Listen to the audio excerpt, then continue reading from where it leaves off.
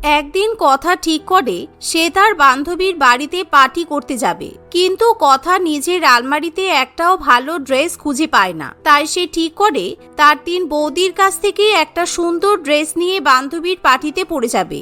সেই কথা ভেবে কথা তার বড় বৌদি অনিন্দিতার ঘরে ঢুকে বিনা অনুমতিতে আলমারি থেকে একটার পর একটা ড্রেস ছুঁড়ে ছুঁড়ে বাইরে ফেলতে থাকে, যা দেখে অনিন্দিতা খুবই অবাক হয়ে বলে, কথা, এসব তুমি কি করছো? আমি কালকে আলমারিটা গুছিয়েছি। দাঁড়াও, তুমি এভাবে আমার জামা কাপড়গুলো মাটিতে ছুঁড়ে ফেলছো কেন? জামা কাপড়গুলোর কি কোনো দাম নেই? কথা, তুমি কি আমার কথা শুনতে পাচ্ছ না? আমি তোমাকে বারণ করছি তো। তুমি কি আমাকে ভয় দেখাচ্ছ নাকি? তোমার কথা যদি আমি না শুনি তাহলে কি হবে? তুমি যখন আমাদের বাড়িতে থাকো তখন তোমার জামা কাপড়ও আমাদেরই প্রপার্টি, স্পেশালি আমার, কারণ এই বাড়িতে শুধুই আমার কথা চলে। এনিওয়ে, আমার এই রেড গাউনটা পছন্দ হচ্ছে, তাই আমি এটা নিয়ে যাচ্ছি। মানে নিয়ে যাচ্ছি বললেই হলো? ওই গাউনটা তোমার দাদা আমাকে বার্থডেতে গিফট করেছে। আমি একবারও গাউনটা পরিনি, তাই এই গাউনটা আমি এখন তোমাকে দিতে পারবো না। তোমার নাকি হাজারো ডিজাইনার ড্রেস আছে, তাহলে তোমার অত দামি দামি ডিজাইনার ড্রেস থাকতে আমার ড্রেস নিতে এসেছো কেন? এমন সময় চিৎকার চেঁচামেচি শুনে সেখানেই কথার মা আলপনা দেবী ছুটে আসে। এই ড্রেসটা তো রাজীব কিনে এনেছে, তুমি তো এই ড্রেসটা তোমার বাপের বাড়ি থেকে নিয়ে আসোনি, তাই এই ড্রেসটা কথা পড়বে। সত্যি বৌমা, তোমার মতো কুটনি আমি আর দুটো দেখিনি। আমার মেয়েটা একটা ড্রেস পরতে চাইছে, তুমি দিতে পারছো না? বিয়ে করে তো এক কাপড়ই চলে এসেছো, তোমার সব জামা কাপড় তো আমার ছেলেরই দেওয়া, তবুও তোমার লজ্জা করে না বলো? এই বলে আলপনা দেবী তার মেয়েকে নিয়ে সেখান থেকে চলে যায়। ননদ এবং শাশুড়ি মায়ের এরকম ব্যবহারে অনিন্দিতার ভীষণ খারাপ লাগে। আসলে অনিন্দিতার শ্বশুর বাড়িতে তার ননদ কথা যা বলে তাই হয়। আলপনা দেবীর অনেক অনেক বিষয় সম্পত্তি ছিল, আর সে তার একমাত্র মেয়েকে সবসময় মাথায় তুলে রাখত। আলপনা দেবীর 3 ছেলে রাজীব, সুজয় এবং নীল 3 ভাইও তাদের একমাত্র বোনকে ভীষণই ভালোবাসত। তাই বাড়িতে শুধুমাত্র কথাকেই সবচেয়ে বেশি গুরুত্ব দেওয়া হতো। কি হয়েছে দিদি, তুমি এরকম মন খারাপ করে বসে আছো কেন? সকালবেলা তোমার ঘর থেকে চিৎকার শুনছিলাম। আমরা অবশ্য আজকে উঠতে একটু দেরি করেছি। কি হয়েছিল বলো তো? কি আর হবে বলো, মনে হয় যেন শ্বশুর বাড়িতে নয়, ননদের বাড়িতেই আছি। কারণ এখানে তো শুধু ননদের রাজত্ব চলে, ননদ এখানে যা বলে তাই হয়। শাশুড়ি মা নিজের মেয়েকে একটু শাসন করতে পারে তো, কিন্তু কিছুই বলে না, উল্টে তাকে আরো বেশি প্রশ্রয় দেয়। আরে দিদি, এসব কথা আসতে বলো, এখনই যদি শুনতে পাই তাহলে আবার ঝগড়া লাগাবে। কি আর করা যাবে, মহারানী আবার আজকে আমাকে হুকুম করেছে চাইনিজ প্লেটার রান্না করতে। আমার একটুও ভালো লাগছে না, কিন্তু এখন যদি রান্না না করি তাহলে চিৎকার করে বাড়ি মাথায় করবে।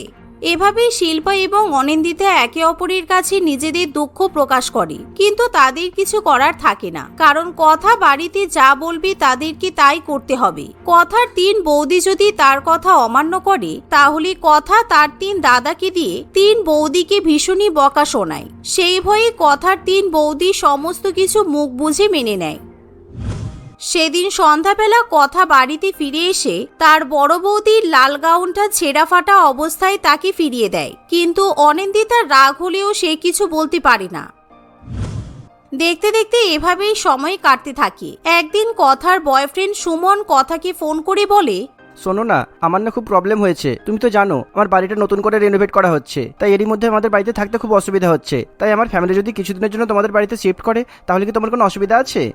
সুমনের বাড়ির লোকেরা কথার বাড়িতে শিফট করতে চায় শুনে কথা বেশ খুশি হয়, কারণ কথা সুমনকে বেশ পছন্দ করে, আর কথা সবসময় চায় যেন সুমনের সঙ্গে তার বিয়েটা তাড়াতাড়ি হয়ে যাক। আরে হ্যাঁ হ্যাঁ, নিশ্চয়ই, তোমার ফ্যামিলি মানে তো আমারই ফ্যামিলি। তুমি এখনই তোমার ফ্যামিলিকে নিয়ে চলে এসো, তোমাদের যাতে কোনো অসুবিধা না হয় সেই দায়িত্ব আমার। এভাবেই কথা সুমনকে নিজেদের বাড়িতে চলে আসতে বললেও হঠাৎ করে কথার খেয়াল হয় যে তাদের বাড়িতে ঘরের সংখ্যা খুবই কম। আরে আমাদের নিজেদের ফ্যামিলি এত বড় যে বাড়িতে খুব বেশি ঘরও নেই, তাহলে সুমনের ফ্যামিলি এখানে এসে কিভাবে থাকবে? কি করা যায় সেটাই তো বুঝতে পারছি না। সুমনরা হয়তো এখনই এসে পড়বে, আমাকে কোনো একটা ব্যবস্থা করতেই হবে। এমন সময় কথার মাথায় একটা বুদ্ধি আসে। কথা তার 3 বৌদিদের ঘরে গিয়ে সমস্ত জিনিসপত্র বাইরে ফেলে দিতে শুরু করে। এই যে শোনো, তোমাদের যার যা জিনিসপত্র আছে সব ফাঁকা করে দাও, আমাদের বাড়িতে নতুন গেস্ট আসছে, আমার গেস্টরা এই ঘরগুলোতেই থাকবে। তোমাদের এসব চিপ জিনিসপত্র যেন আমার গেস্টরা কিছুতেই দেখতে না পায়। এসব তুমি কি বলছো কথা? আমাদের জিনিসপত্র বাইরে ফেলে দিতে বলছো কেন? তোমার নাকি কোনো গেস্ট আসবে? তোমার গেস্ট আসবে তাতে আমাদের কি? এটা তো আমাদের ঘর, আমরা কেন ছাড়বো? আমরা ঘর ছেড়ে দিলে কোথায় থাকবো শুনি? তোমার গেস্ট আগে নাকি তোমার বৌদিরা আগে? কথা তুমি কিন্তু খুব বার বেড়ে চলেছ। আমাদের সাথে প্রতিনিয়ত তুমি খারাপ ব্যবহার না করলে তোমার হয় না বলো? আজকে আমি তোমার দাদাকে সব সত্যি কথা বলেই ছাড়বো। তুমি প্রত্যেকদিন আমাদেরকে দিয়ে চাকরির মতো খাটাও, নিজের ইচ্ছে মতো কাজ করাও, এখন আবার বলছো আমাদের ঘর থেকে বাইরে বেরিয়ে যেতে। হ্যাঁ, আমিও আজকে সুজয়কে ফোন করেই ছাড়বো। ওরা 3 ভাই বাড়িতে থাকে না বলে তুমি আমাদের সঙ্গে যা ইচ্ছা তাই করো। তোমার এই বেহায়াপনা আমার কিন্তু আর সহ্য হচ্ছে না। এই মনে করে শিল্পা, অনিন্দিতা এবং স্মিতা নিজেদের স্বামীদেরকে ফোন করে সমস্ত ঘটনা জানায়। আসলে কথার 3 দাদা কাজের সূত্রে সবসময় বাইরেই থাকতো, তারা বাড়িতে থাকার খুব একটা সময় পেত না। তাই অনিন্দিতা, স্মিতা এবং শিল্পা তাদের স্বামীদেরকে ফোন করে সমস্ত কিছু জানায়। কিন্তু তাদের স্বামীরা মোটেই তাদের কথা শুনতে রাজি হয় না, তারা তাদের বোনের হয়েই কথা বলে। অনিন্দিতা, তুমি বারবার কথার নামে এরকম নালিশ করে কেন বলো তো? কথা আমাদের বাড়ির প্রিন্সেস, কথা যা বলবে তাই হবে। কথা যখন বলেছে ওর কিছু গেস্ট আসবে, তুমি ডাইনিং এ থাকো, তাহলে তুমি ডাইনিং এই থাকো। এই নিয়ে এত কথা বলার কোনো প্রয়োজন আছে কি? শোনো শিল্পা, বারবার আমাকে এরকম উদ্ভট কারণ নিয়ে ফোন করবে না। কথা যা বলছো চুপচাপ তাই করো। শুধু শুধু আমার অফিসের মিটিং এর মাঝখানে ফোন করে আমাকে ডিস্টার্ব করবে না বলে দিলাম। নীল ও স্মিতাকে একই কথা বললে 3 বউ কি করবে বুঝতে পারে না। নিজের স্বামীরাই যখন পাশে দাঁড়ায় না, তখন অনিন্দিতা, শিল্পা কিংবা স্মিতা কেউই কথার বিরুদ্ধে প্রতিবাদ করতে পারে না। দেখতে দেখতে কয়েক ঘন্টার মধ্যেই সুমনের পরিবার কথার বাড়িতে এসে উপস্থিত হয়। আসুন আন্টি, আপনি তো প্রথমবার আমাদের বাড়িতে আসলেন। আমাদের বাড়িতে আসতে আপনার কোনো অসুবিধা হয়নি তো? আমি আপনাদের জন্য আলাদা করে 3টে ঘর পরিষ্কার করে রেখেছি, যাতে আপনাদের থাকতে কোনো অসুবিধা না হয়। বাহ, সে তো খুব ভালো কথা। সুমন আমাকে তোমার নামে সবই জানিয়েছে। আমাদের বৌমা হওয়ার জন্য তোমার মধ্যে সব গুণই আছে দেখছি। বিয়ের আগে থেকেই আমাদের এত খেয়াল রাখতে শুরু করেছো, তাহলে বিয়ের পর তো আরো বেশি খেয়াল রাখবে। হ্যাঁ আন্টি, নিশ্চয়ই। এই যে কি হলো তোমাদের? তোমরা এখানে সংসেজে দাঁড়িয়ে আছো কেন? যাও, আমার হবু শ্বশুরবাড়ির লোকেদের জন্য খাবার দাবার বানিয়ে নিয়ে এসো। তোমাদেরকে কি আবার নতুন করে বলতে হবে নাকি? সব বুদ্ধি লোপ পেয়েছে তোমাদের। এই 3 মহিলা কারা? তোমাদের কাজের লোক নাকি? এদেরকে তো দেখতে শুনতে বেশ ভালো মনে হচ্ছে, যেন কোনো ভালো ঘরের বউ। আরে না না আন্টি, এদেরকে দেখে আপনার ভালো ঘরের বউ বলে মনে হচ্ছে? এরা আসলে আমাদের বাড়ির কাজের লোক। হ্যাঁ, আমাদের বাড়িতে থেকে থেকে এরকম দেখতে শুনতে ভালো হয়ে গেছে আর কি। কথার এরকম মন্তব্য শুনে অনিন্দিতা, স্মিতা এবং শিল্পা মনে মনে ভীষণই কষ্ট পায়, কিন্তু তবুও তাদের কিছু করার থাকে না। তারা বাধ্য হয়ে রান্নাঘরে গিয়ে সবার জন্য রান্না করতে থাকে। অন্যদিকে দেখুন বিয়ান, আমার কিন্তু একমাত্র মেয়ে। আমি চাই আমার মেয়েটা যদি আমার কাছে থাকতো তাহলে খুব ভালো হতো, কিন্তু বিয়ের পর তো মেয়েদের শ্বশুর বাড়িতেই চলে যেতে হয়। তাই আপনি কিন্তু আমার মেয়েকে যখন ইচ্ছা আমার কাছে আসতে দেবেন, কেমন? আরে বাবা, আপনি চিন্তা করছেন কেন? আমার কোনো অসুবিধা নেই। কথার মতো একটা ভালো মেয়ে যদি আমার ঘরের বৌমা হয় তাহলে আমি খুব খুশি হব। এ মা, আমিও তো তাই ভেবে রেখেছি। মা, তুমি ভাবলে কি করে আমি বিয়ের পর শ্বশুর বাড়িতে চলে যাব? আমি তো সুমনকে বলেই রেখেছি, সুমন আর আমি বিয়ের পর এই বাড়িতেই থাকবো। কথার মুখে এরকম কথা শোনার পর অনিন্দিতা, শিল্পা এবং স্মিতার মাথায় হাত পড়ে যায়। হাই রে, কোথায় ভেবেছিলাম হয়তো ননদের বিয়ে হয়ে গেলেই আপদটা বিদায় হবে, তাই তো এখনো পর্যন্ত চুপচাপ আছি। কিন্তু আমি কি শুনছি, ননদ নাকি সারা জীবন এই বাড়িতেই থেকে যাবে? মানে সারা জীবন এই বাড়িতে থেকে আমাদের উপর রাজত্ব করবে? না, আমি আর কিছুতেই এখানে থাকবো না। কথা যদি সারা জীবন এই বাড়িতে থাকে তাহলে আমি কিন্তু এবার নীলকে ডিভোর্স দিয়ে দেব। আমার মনে হয় তোমাদেরও তাই করা উচিত। আমি এখনই নীলকে ফোন করে সব বলছি। নীল যদি আমার সঙ্গে এবার থাকতে না চায় তাহলে থাকবে না। এই বলে স্মিতা, শিল্পা এবং অনিন্দিতা নিজেদের স্বামীদেরকে ফোন করে। হ্যালো, তোমরা শোনো ভালো করে। তোমরা যত তাড়াতাড়ি সম্ভব বাড়িতে ফিরে এসো। তোমরা যদি এবার বাড়িতে না আসতে চাও তাহলে আমরা কিন্তু তোমাদেরকে ডিভোর্স দিতে বাধ্য হব, কারণ আমরা তোমাকে বিয়ে করেছি, তোমাদের মা কিংবা বোনকে বিয়ে করিনি। এই বলে তারা ফোন রেখে নিজেদের বাপের বাড়িতে চলে যাওয়ার জন্য ব্যাগপত্র গোছাতে শুরু করে। কিন্তু এমন সময় ঘরের মধ্যে থেকে তারা মণিমালা দেবীর কথা শুনতে পায়। আরে না না, কোনো চিন্তা করিস না, সব ব্যবস্থা হয়ে গেছে। এই বাড়ির মেয়েটা একটা আস্ত পাঠা, ও আবার আমাদেরকে নিজেদের বাড়িতেই এনে তুলেছে। যাই হোক, আমাদের ভালোই হয়েছে। তাছাড়া এখন তো আমরা ছদ্মবেশে আছি, আমাদের আর কে খুঁজে পাবে? মণিমালা দেবীর এমন কথা শুনে তিন বউ খুব ভালো মতোই বুঝতে পারে কথার হবু শ্বশুরবাড়ির লোকেরা তাদের আসল পরিচয় লুকিয়ে রেখেছে আর তাদের নিশ্চয়ই অন্য কোনো উদ্দেশ্য আছে। তাই তারা তিন বৌমা সন্দেহবশত পুলিশ অফিসারকে ফোন করে খবর দেয়। কিছুক্ষণের মধ্যেই বাড়িতে পুলিশ এসে উপস্থিত হয়। এই তো পেয়েছি, আপনাদের অনেকদিন ধরেই খুঁজে বেড়াচ্ছি। আপনাদের ধরতে পারেননি বলে আমার এতদিন প্রমোশনটাও আটকে ছিল। চলুন এবার জেলে, যাবার সময় হয়ে গেছে। অফিসার, আপনি এসব কি করছেন? উনি আমার হবু শাশুড়ি, একদম ওনার গায়ে হাত দেবেন না। উনি অনেকেরই হবু শাশুড়ি। আপনার আগে যত মেয়ে খুন হয়েছে সবাইকে এভাবেই ফাঁসিয়েছে। আসলে সুমন বড়লোক মেয়েদেরকে ফাঁসিয়ে সেই মেয়েগুলোর বাড়িতে নিজেদের জায়গা তৈরি করে নিত, আর কোনোভাবে সুযোগ পেলেই সেই মেয়ে এবং তার পরিবারকে খুন করে টাকা পয়সা নিয়ে চম্পট দিত। ঠিক একইভাবে সুমন এবং তার পরিবার কথা ও তার পরিবারকেও ফাঁসানোর চেষ্টা করে। কিন্তু এবার তিন বৌমার জন্য সুমন এবং তার পরিবার ধরা পড়ে যায়। বেয়াদব মেয়ে, আমি তোকে মাথায় তুলে রেখেছিলাম আর তুই এসব কাণ্ড করেছিস। ছি, আজকে না জানি আমার তিন বৌমা যদি পুলিশকে ফোন করে না ডাকতো তাহলে কি হতো। আজকে তোর দাদারা বাড়িতে ফিরুক, তারপর তোর আমি অন্য কোথাও বিয়ে দিয়ে ছাড়বো। দিন দিন আদর পেয়ে পেয়ে বাদর হয়ে উঠেছিস। বৌদি, আমাকে ক্ষমা করে দাও, আমি তোমাদের সঙ্গে সত্যি খুব খারাপ ব্যবহার করেছি। তুমি যে নিজের ভুল বুঝতে পেরেছো এটাই আমাদের কাছে অনেক কথা। সেদিনের পর থেকে কথা আর কখনো তার তিন বৌদির উপর অত্যাচার করে না। ধীরে ধীরে কথা নিজেকে পুরোপুরিভাবে শুধরিয়ে নেয়। পুষ্পা দেবী তার 5 ছেলে এবং 5 পুত্রবধূর সঙ্গে বাস করত। সবাই একই সংসারে রান্না খাওয়া করত। এটার পেছনে একটা বড় কারণ ছিল, সেটা হলো তাদের বাড়ির আর্থিক অবস্থা খুব খারাপ। কারণ পুষ্পা দেবীর 5 ছেলে একটা ওষুধ তৈরির কারখানায় কম টাকা বেতনে কাজ করত। তাই তাদের বাড়িতে লোকজনের পরিমাণ অনেক বেশি হলেও অর্থের পরিমাণ খুবই কম থাকত। একদিন সকালবেলা বড় ছেলে হিমাংশু তার বউ ললিতাকে ডেকে বলে, কই গো, কোথায় ললিতা? চা পাওয়া যাবে নাকি যাবে না? হ্যাঁ এই তো, দাঁড়াও নিয়ে যাচ্ছি। ললিতা একসঙ্গে হিমাংশু এবং তার শাশুড়ি মা পুষ্পা দেবী দুজনেরই চা নিয়ে আসে। এই নিন মা, চাটা ধরুন, আর এই নাও তোমার চা। হিমাংশু চায়ে চুমুক দেওয়া শুরু করলে ললিতা মধুর স্বরে বলে, শোনো না গো, একটা কথা ছিল। সামনের মাসে 3 তারিখে আমার মাসির মেয়ের বিয়ে আছে। আমাকে একটা নতুন বেনারসি কিনে দাও না গো। আমার কাছে তো একটাও ভালো শাড়ি নেই বিয়ে বাড়িতে পরে যাওয়ার মতো। আমার বিয়েতে যা যা শাড়ি পরেছিল সব তো পুরানো হয়ে গেছে। বেনারসি শাড়ি? তুমি কি পাগল হয়ে গেলে নাকি? বেনারসি শাড়ির অনেক দাম। আমার কাছে এখন শুধু বেনারসি কেন, অন্য যে কোনো কম দামি শাড়ি কেনার মতো টাকা নেই। আমাদের এই অভাবের সংসারে দুবেলা দুমুঠো খেয়ে চলে যাচ্ছে, এটাই আমাদের জন্য অনেক, বুঝেছো? কিন্তু আমি কি পরে যাব বলো? আমার সব শাড়ি তো পুরানো হয়ে গেছে। বিয়ের পর প্রথমবার আমাদের বাপের বাড়ি থেকে কারোর বিয়ের নেমন্তন্ন পেলাম। এখন আমি যদি পুরানো শাড়ি পরে যাই সবাই কি ভাববে বলো তো, যে আমাকে তোমরা কিচ্ছু কিনে দাও না। আমি এখানে সুখে নেই। উফ, আমি সকাল সকাল এত কথা শুনতে চাই না। আমার কাছে টাকা থাকলে আমি তো নিশ্চয়ই দিতাম তোমাকে, না থাকলে কি করবে বলো? পুরানো শাড়ি পরে যেতে পারলে যাও, না হলে যেতে হবে না, বাড়ি থাকবে।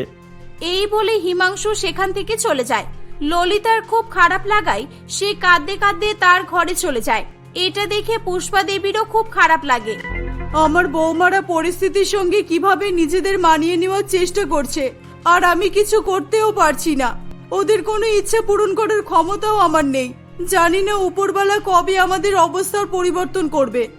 পুষ্পা দেবীর কথা শেষ হতে না হতে সে পাশের ঘর থেকে তার মেজ বৌমার ঋত্বিকা চেঁচানোর আওয়াজ শুনতে পায়।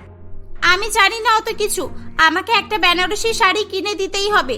5 তারিখের মধ্যে আমার নিজের ছোট বোনের বিয়ে আছে, আমাকে তো যেতেই হবে। পুষ্পা দেবী দেখে যে একে একে তার বাকি 3 বৌমাও নিজের নিজের বরের কাছে বেনারসি শাড়ি কিনে দেওয়ার জন্য আবদার করতে থাকে। কিন্তু 5 ছেলেই তাদের বউদের বেনারসি শাড়ি কিনে দিতে অস্বীকার করলে 5 বৌমারই মন খুব খারাপ ছিল। এই দেখে পুষ্পা দেবী তাদের বলে, দেখো বৌমারা, আমি শুনেছি যে তোমরা 5 জনই নতুন শাড়ি কেনার জন্য ঝগড়া করছো, কিন্তু তোমরা তো আমাদের ঘরের পরিস্থিতির কথা খুব ভালো করেই জানো। তবুও আমি চাই যে তোমাদের ইচ্ছাও পূরণ হোক আর নতুন শাড়িও কেনা হোক। কিভাবে মা? আপনার ছেলেরা তো পরিষ্কার বারণ করে দিয়েছে যে নতুন শাড়ি কিছুতেই কিনে দেবে না। তাহলে আমরা শাড়ি কিভাবে কিনবো? আমাদের সবার আবার বেনারসি শাড়ি চাই। বেনারসি শাড়ি পরে একটা বড়লোক ফিলিং তো আসবে। হ্যাঁ, কিন্তু আমার মনে হয় না যে আমরা নতুন শাড়ি পাবো বলে। হ্যাঁ পাবে, নিশ্চয়ই পাবে। আমি তোমাদের বেনারসি শাড়ি কিনে দেব, কিন্তু তোমাদের 5 জনকে আলাদা আলাদা শাড়ি কিনে দেওয়ার মতো টাকা আমার কাছে নেই। তাই তোমরা 5 জন একটাই বেনারসি শাড়ি নিয়ে নাও। কিন্তু মা, আমরা 5 জন একটাই শাড়ি কিভাবে পরবো? কেন পড়তে পারবে না কেন? তোমাদের 5 জনের বিয়ে বাড়ি, বার্থডে পার্টি আর অন্যান্য ফাংশনের নেমন্তন্ন তো আলাদা আলাদা দিনে পড়েছে, সবার তো একসঙ্গে নয়। বড় বৌমা তুমি সামনের মাসে 3 তারিখে বিয়ে বাড়ি যাবে, মেজো বৌমা 5 তারিখে, আর সেজো বৌমা তার 4 দিন পরে যাবে। হ্যাঁ হ্যাঁ মা, আর বলতে হবে না, আমরা বুঝতে পেরেছি। আমাদের আপনি একটাই বেনারসি শাড়ি কিনে দিন, আমরা ম্যানেজ করে পরে নেব। পরের দিনকেই পুষ্পা দেবী তার 5 বৌমাকে নিয়ে শাড়ি কিনতে চায়। এই যে দাদা, আমার বৌমাদের জন্য ভালো ভালো বেনারসি শাড়ি দেখান তো। হ্যাঁ ম্যাডাম, দেখাচ্ছি। এই ছোট্টু, এনাদের বেনারসি দেখা। উপর থেকে সব শাড়ি নামিয়ে নিয়ে আয়। দেখো তোমাদের কোনটা পছন্দ হচ্ছে দেখে বলো। না না, এটা ভালো নয়, এইটা খুব ভালো লাগছে। না, আমার এটা একটুও ভালো লাগছে না। এটা খুব সুন্দর, এটা নিলেই ভালো হবে। প্রবলেম আবার কিসের? যার যেটা পছন্দ সে সেটা নিয়ে নিন। আরো অনেক কালেকশন আছে তো, কটা লাগবে বলুন না শুধু। না না, আমাদের একটাই শাড়ি লাগবে। আমার 5 বৌমার পছন্দ হবে এমন একটাই শাড়ি কিনবো। ওরে বাবা, 6 জন মিলে এসে মাত্র একটা শাড়ি? আমি তো ভাবলাম আজকে আমার অনেক লাভ হয়ে যাবে। এ তো দেখছি মাথা পকানোরই খরচা উঠলো না। 5 বৌমা মিলে দোকানের সমস্ত শাড়িগুলো দেখতে থাকে, কিন্তু কোনো শাড়ি একজনের পছন্দ হলে বাকিদের পছন্দ হচ্ছিল না। 5 বৌমা এটা নেব ওটা নেব করে ওখানেই ঝগড়া করা শুরু করে দেয়। এভাবে বেশ কিছুক্ষণ চলার পর অবশেষে একটা লাল রঙের বেনারসি সবার খুব পছন্দ হয়। সেই শাড়িটা নিয়েই সবাই বাড়ি চলে আসে। বাড়িতে এসে 5 বৌমাই শাড়িটা একবার করে পরে ট্রাই করতে থাকে। আরে হয়েছে হয়েছে, অনেক হয়েছে। শাড়িটা এখনই পরে পরে তোরা পুরানো করে ফেলবি নাকি? দে এবার আমাকে দে তো শাড়িটা। এটা আমি সবার আগে পরে যাব, তাই এটা আমার কাছে থাকবে। হ্যাঁ হ্যাঁ, নিয়ে যাও। আর শোনো, সাবধানে রাখবে। দেখো দেখো, আবার আলমারিতে রাখবে, ইঁদুর কেটে দেয় না যেন। তাহলে যাও বা একটা বেনারসি শাড়ি ছুটেছে, সেটাও পরা হবে না। আর হ্যাঁ দিদি, শাড়িটা তুমি তো প্রথম দিন পরে যাবে। দেখো বিয়ে বাড়িতে গিয়ে সাবধানে হাঁটাচলা করো, যেন ছিঁড়ে টিড়ে যায় না আবার। সবার লাস্টে শাড়িটা আমিই পরবো, ততদিন পর্যন্ত যেন শাড়িটা সুরক্ষিত থাকে। আর হ্যাঁ, সবচেয়ে বড় কথা, শাড়িটা পরার পর তো নোংরা হয়ে যাবে। কেউ কিন্তু জল দিয়ে শাড়িটা কাচতে যেও না। দোকান থেকে ড্রাই ওয়াশ করে নিয়ে আসবে, তাহলে অনেকদিন পর্যন্ত নতুন থাকবে। আরে বাবা, হয়েছে হয়েছে, তোমরা শাড়িটা রাখো এবার, অনেক রাত হয়েছে তো, যাও গিয়ে ঘুমিয়ে পড়ো। পুষ্পা দেবীর কথা শুনে যে যার মতো সেখান থেকে চলে যায়। 5 বৌমা মিলে নতুন বেনারসি শাড়ি পরে নেমন্তন্ন বাড়িতে যাওয়ার জন্য অপেক্ষা করতে থাকে। নতুন শাড়ি পরার ইচ্ছা সবার পূরণ হয়। বেশ কয়েকদিন সব ঠিকঠাকই চলছিল, কিন্তু একদিন পুষ্পা দেবী তার বৌমাদের কাছে এসে বলে, এই যে তোমরা শুনছো, আগামী সপ্তাহে আমার দাদা আর ছেলের বিয়ে আছে। আমাদের সবাইকে নেমন্তন্ন করেছে, আমাদের সবাইকেই যেতে হবে। তোমরা বিয়ে বাড়িতে যাওয়ার জন্য গুছিয়ে নিও আগে থেকেই। কিন্তু মা, আমাদের কাছে তো একটাই নতুন শাড়ি আছে, আমরা 5 জন মিলে একসঙ্গে কিভাবে বিয়ে বাড়িতে যাব? দেখো, তোমরা নিজেদের মধ্যে ঠিক করে নাও কে নতুন শাড়ি পরবে আর কে কে পুরানো শাড়ি পরবে। এই বলে পুষ্পা দেবী সেখান থেকে চলে যায়। শাড়িটা আমি পরে যাব, তোমরা সবাই পুরানো শাড়ি পরে যাবে। আমি শাড়িটা প্রথমে পরেছিলাম, তাই আবার আমাকে দিয়ে শুরু হবে। পরপর লাইন দিয়ে আবার অন্য কোনো অনুষ্ঠান হলে তোমরা পরবে, যে যেমন আগে পরেছিলে। না, এমন হবে না, শাড়িটা এবার আমাকে পরতে দাও, কারণ আমার কাছে একটাও ভালো পুরানো শাড়ি নেই। সব শাড়ির অবস্থা খারাপ, কোনো শাড়ি বিয়ে বাড়িতে পরে যাওয়ার মতো নেই। 5 বৌমাই নিজেদের মধ্যে বেনারসি শাড়ি নিয়ে ঝগড়া করতে শুরু করে। নূপুর কোনো কথা না বলে সে সবার কথা শোনার পর বলে, না, এবার শাড়িটা আমি পরে যাব। শাড়িটা আমি সবার লাস্টে পরেছিলাম আগের বার, তাই শাড়িটা এখনো আমার কাছেই আছে। তাই এবার শাড়িটা আমিই পরবো। শেষের জনকে দিয়ে এবার শুরু করা হবে, আমি কিছুতেই শাড়িটা কাউকে দেব না। এই বলে নূপুর সেখান থেকে তার ঘরে চলে যায়। ঘরে গিয়ে সে বেনারসি শাড়িটা তার আলমারিতে রেখে তালা মেরে দেয় এবং আলমারির চাবিটা সে লুকিয়ে ফেলে। আমিও দেখি এবার কে এই শাড়িটা নিতে পারে আমার কাছ থেকে। ওদিকে চার বৌমাই মনে মনে ভাবতে থাকে যে কিভাবে নূপুরের কাছ থেকে শাড়িটা হাতিয়ে নেওয়া যায়। পরের দিন দুপুরবেলা নূপুর যখন ঘুমাচ্ছিল তখন ললিতা গুটি গুটি পায়ে তার ঘরে আসে। সে আলমারির চাবিটা খুঁজে বের করে নূপুরের আলমারি থেকে বেনারসি শাড়িটা বের করে ঘর থেকে বেরিয়ে যায়। ঠিক তখনই ঋত্বিকা ললিতাকে দেখতে পায়। ললিতাও ঋত্বিকাকে দেখে ফেলে এবং সে শাড়িটা তাড়াতাড়ি করে লুকিয়ে ফেলে। কি হলো দিদি, তুমি কি একটা যেন হাতে করে নিয়ে যাচ্ছিলে দেখলাম, কি ছিল তোমার হাতে? কই কিছু না তো, কিছু না, এমনি। তারা এদিকে কথা বলছিল, ওদিকে মধুমিতা সোফার নিচে শাড়িটা দেখতে পায় এবং সেটা নিয়ে পালানোর চেষ্টা করে। এই এই মধুমিতা, শাড়িটা আমাকে দে, এটা আমি নূপুরের কাছ থেকে চুরি করে এনেছি। আমি দেবো না, এটা আমি সোফার তলা থেকে পেয়েছি, তাই এটা আমি পরে যাব এবার। না, এটা আমি পরবো, ব্যাস। তাদের চিৎকারের আওয়াজ পেয়ে বাকি দুই বৌমাও সেখানে চলে আসে। পাঁচজন মিলে দুই দিক থেকে শাড়িটা ধরে টানাটানি করতে থাকে। আরে আরে, কি হচ্ছেটা কি? এত চেঁচামেচি কিসের? হ্যাঁ, পুষ্পা দেবী যেই সেখানে আসে তখনই শাড়িটা ছিঁড়ে দু টুকরো হয়ে যায়। পাঁচ বৌমায় অবাক হয়ে তাকিয়ে থাকে। যা, ছিঁড়ে গেল তো শাড়িটা। এ বাবা, কি সর্বনাশটাই হয়ে গেল। বাহ, খুব ভালো হয়েছে, খুব ভালো। এত কষ্ট করে আমি আমার জমানো এক এক টাকা দিয়ে তোমাদের এত দামি শাড়ি কিনে দিয়েছিলাম, আর তোমরা শাড়িটা ছিঁড়ে ফেললে। ভালো হয়েছে, এবার সবাই পুরানো শাড়ি পরে বিয়ে বাড়িতে যাবে, যাও। পুষ্পা দেবীর কথা শুনে পাঁচ বৌমা একসঙ্গে তার কাছে ক্ষমা চায়। মা, ভুল হয়ে গেছে আমাদের ক্ষমা করুন, আমরা বুঝতে পারিনি শাড়িটা ছিঁড়ে যাবে। আর ক্ষমা চাইতে হবে না, এবার আর কোনোদিনও তোমরা কিছু পাবে না আমার কাছ থেকে। পাঁচ বৌমারই মন খুব খারাপ হয়ে যায়। তখন একসঙ্গে পাঁচ ছেলে বাড়ি ফিরে আসে। পাঁচ ছেলে নিজের নিজের বউয়ের জন্য একটা করে বেনারসি শাড়ি কিনে এনেছিল। শাড়িগুলো সস্তা ছিল ঠিকই, কিন্তু তবুও পাঁচ বৌমায় নতুন শাড়ি পেয়ে খুব খুশি হয়। পাঁচ বৌমা আলাদা আলাদা নতুন নতুন শাড়ি পরে বিয়ে বাড়িতে যায় এবং অনেক অনেক মজা করে। এই ঘটনার পর থেকে পাঁচ বৌমা নিজেদের মধ্যে শাড়ি এক্সচেঞ্জ করে পাল্টে পাল্টে পরতে শুরু করে। এভাবেই সবাই মিলে হাসি খুশি বসবাস করতে থাকে।